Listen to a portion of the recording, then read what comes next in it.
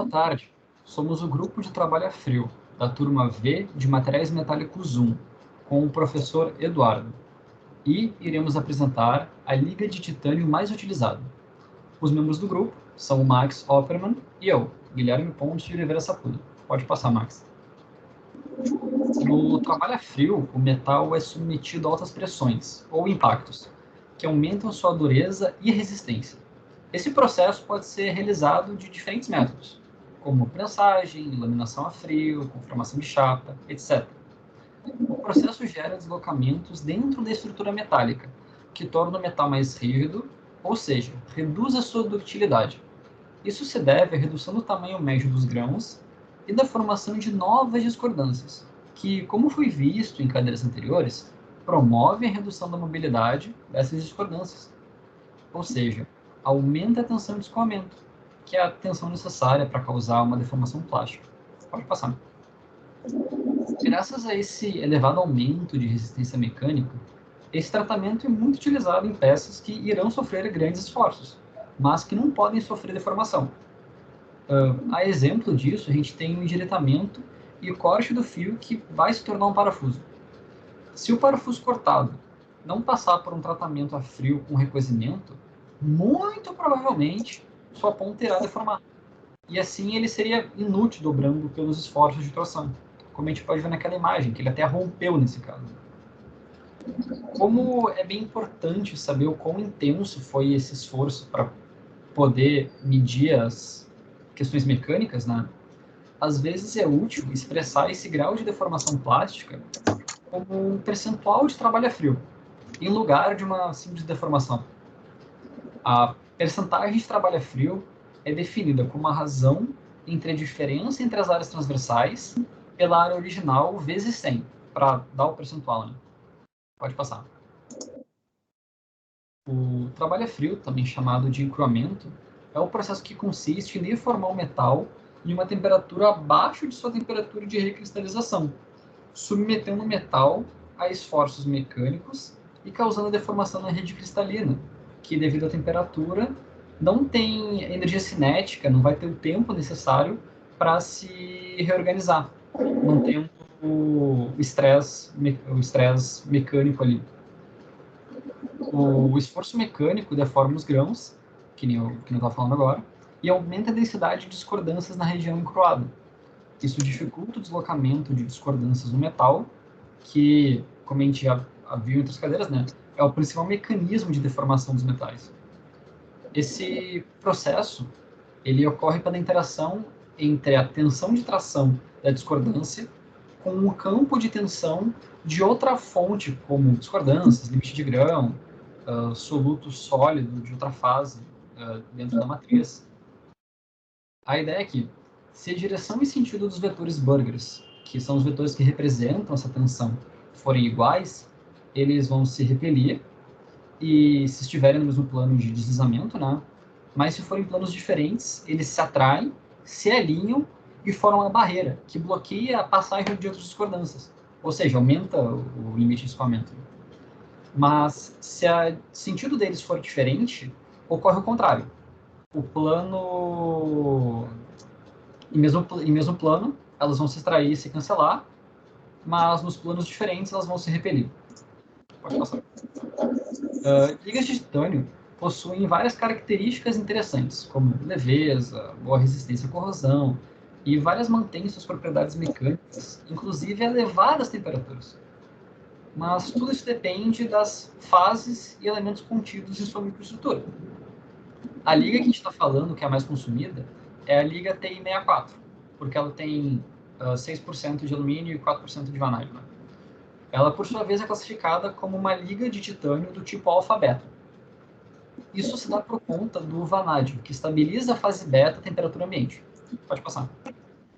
As ligas de titânio apresentam duas fases alotrópicas dominantes, a alfa e a beta, sendo a fase alfa hexagonal compacta e a beta cúbica de corpo centrado. A temperatura ambiente, titânio puro é estável somente na fase alfa. Contudo, com certos elementos de liga, como o vanádio e o molibdênio, permitem a estabilização da fase beta a baixas temperaturas. A fase beta estabilizada pelo vanádio é consideravelmente mais mole do que a fase alfa, por conta da presença de mais planos de escorregamento. Isso implica uma menor resistência à fluência e o grau de soldabilidade é menor. A tecnologia mais promissora para a fabricação dessa liga é a manufatura aditiva, do inglês AM. Os sistemas dessas tecnologias são classificados em 3 grandes grupos: powder bed, injeção de pó a laser e freeform fabrication. Nesses processos, o laser ou o feixe de elétrons interage com os pós da matéria-prima e produz uma poça fundida, onde ocorre a rápida fusão e ressolidificação. Dessa forma, é possível adicionar camada por camada do material, criando inclusive geometrias complexas de uma maneira fácil. A maior vantagem disso é a economia com a manufatura por não ser necessário usinar a peça e a razão entre a massa desperdiçada e a massa do componente produzido, buy to fly, no caso dos aviões, é bem menor.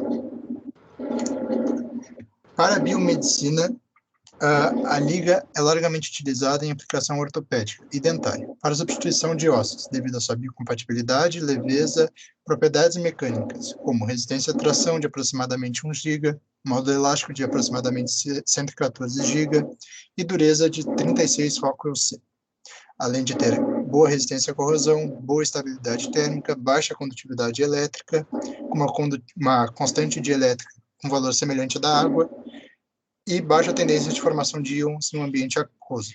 O problema para a biomedicina, ou na aplicação na área de biomedicina, é devido à toxicidade do alumínio e vanádio, que com o tempo, por ser, por exemplo, nos dentes, é um ambiente muito corrosivo e pode, eventualmente, serem expostos ao organismo, ao próprio corpo, que ninguém quer. Para a engenharia aeronáutica e espacial, as principais características exploradas é a relação de resistência mecânica por massa, grande resistência à fadiga e, por fim, a relação buy to fly, a razão entre a massa desperdiçada e a massa que realmente foi para a confecção do componente da aeronave. Quem produz essa liga? Algumas das empresas que produzem esse tipo de liga são a Aeroexpo, as outras duas eu não consigo falar de jeito nenhum o nome, mas estão ali nos sites, e um exemplo de custo da liga que foi obtido também no site que está logo abaixo. Essa liga, o custo varia de 20 a 37 dólares por quilo. Nesse site também que está o custo da liga, onde foi encontrado o custo da liga, é possível verificar as tabelas de propriedades químicas e mecânicas de acordo com a classificação da liga. Alguns dos fabricantes ainda impõem um pedido mínimo para a compra, por de vez em quando ser um custo muito baixo, um preço muito baixo para o custo que foi necessário produzir, precisa de um pedido mínimo para ser benéfico ou lucrativo o negócio. Esse exercício é um problema de projeto do livro Callister, no qual se quer obter uma peça de cobre com um limite de escoamento de 250 megapascais, mantendo ainda 12% de sua ductilidade. A peça inicial dada ela tem 16 milímetros de diâmetro e queremos que a peça final tenha apenas 11,3 milímetros de diâmetro. Pode passar. Para começar a lidar com o problema, né, a gente pode ver que no gráfico da esquerda dá para obter uma tensão de escoamento ali de uns 250 megapascais quando a gente realiza um trabalho a frio no cobre de aproximadamente uns 20%. E para obtermos uma ductilidade de 12%, como dá para ver no gráfico da direita, será necessário um trabalho a frio de aproximadamente 25%. Bom, a gente tem 20%, 25%. Daí, então é só pegar o valor intermediário, que esses dois é 23,5%. Passa o slide. Lembrando que a gente quer uma peça final de 11,3 milímetros de diâmetro, vamos descobrir qual deve ser a espessura da barra para que quando ela sofrer um trabalho a frio, de 23,5%, seu diâmetro vai ser reduzido para 11,3. A gente faz esse cálculo e a gente chega no resultado que o diâmetro anterior ao produto final é 12,92. Só que isso é menor do que os nossos 16 iniciais. Ou seja, a gente chegou no impasse, em que o tamanho necessário é menor do que o nosso tamanho inicial de 16 milímetros. Qual é a solução para esse problema, né? Portanto, a gente precisaria, antes de formar material, de 16 até 12,92 em temperaturas altas. Recozer um pouco ele, para tirar todos os estresses internos que podem ter ficado dessa deformação, e só para daí fazer o trabalho a frio. Que daí, quando ele já foi bem estirado a quente e tal, ele está 12,92, que daí a gente pode fazer o estiramento dele a frio até 11,33 milímetros. A deformação plástica de um corpo de prova metálico em uma temperatura próxima ao ambiente leva geralmente a quais das seguintes mudanças de propriedades? A deformação plástica causa um empecilho ao movimento das discordâncias. E ao impedir ou dificultar o movimento das discordâncias, ela gera um aumento de dureza ou uma dificuldade ou redução da ductilidade, uma redução da deformação, uma redução do material poder se deformar plasticamente. Comportamento de materiais quando submetidos a processos de conformação. Assinale a opção correta. O encruamento ocorre quando as discordâncias se deslocam para regiões mais energéticas do material, como em contornos de grãos, gerando como consequência o aumento da dureza. Essas regiões mais energéticas são menos favoráveis. Portanto, esse movimento das discordâncias também é menos favorável. Dado isso, terá uma redução na deformação plástica e, como consequência, um aumento também da dureza do material. As referências utilizadas estão aqui.